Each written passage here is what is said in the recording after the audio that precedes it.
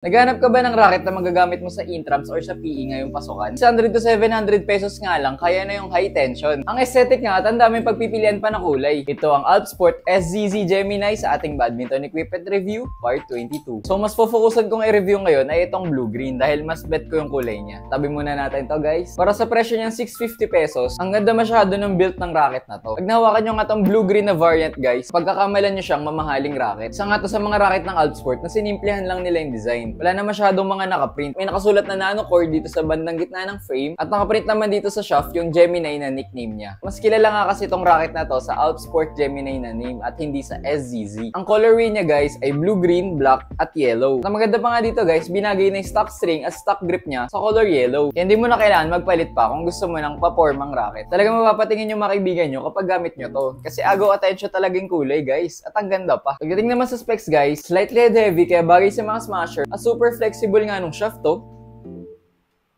Ang weight nga ng racket nito guys ay 4U or 85 grams. Ito nga yung average weight na ginagamit ng mga player para makuha mo yung best of both worlds na speed and power. Ang max tension nga nito guys ay 28 tension. Pero ang stock string niya guys ay 22 pounds lang. So kung may ka nga sa high tension, ipa-restring nyo na lang agad. Sa mga naghahanap nga dyan guys kung saan makakabili nitong racket na to, check nyo lang yung yellow basket ko sa baba at yung first comment ko. Kaya tara, testing na natin sa court. Super fun nga gamitin ng racket na to. Nung una nga ay nanibago kasi ang baba talaga ng tension. Pero nagamit ko nga, saya niya gamitin. Goods nga siya pang all around the racket kasi may power din siya at may speed. Sa mga drops at placing lang talaga ako nahirapan dahil nga mababa yung tension. Though ina-expect ko na nga rin talaga yun. Kung i-compare ko nga siya sa mga ka-price niya na racket, slightly better siya sa Alp RR at medyo less naman sa mga BBQ series. So overall nga guys, kung naghahanap kayo ng racket na okay ang performance at pasok na pasok sa budget nyo, pwede nyong i-consider tong racket na to. Kasi sure talaga ginawa tong mga racket na to guys para sa mga badminton player na gusto pang explore ang sport na to na hindi nabubutas ang bulsa. Kung mag-checkout nga kayo guys, para sa akin, ito talagang blue-green. Kasi ganda niya talaga sa personal. So anong racket from Alpsport ang gusto niyo i-review natin sa susunod? Comment down below!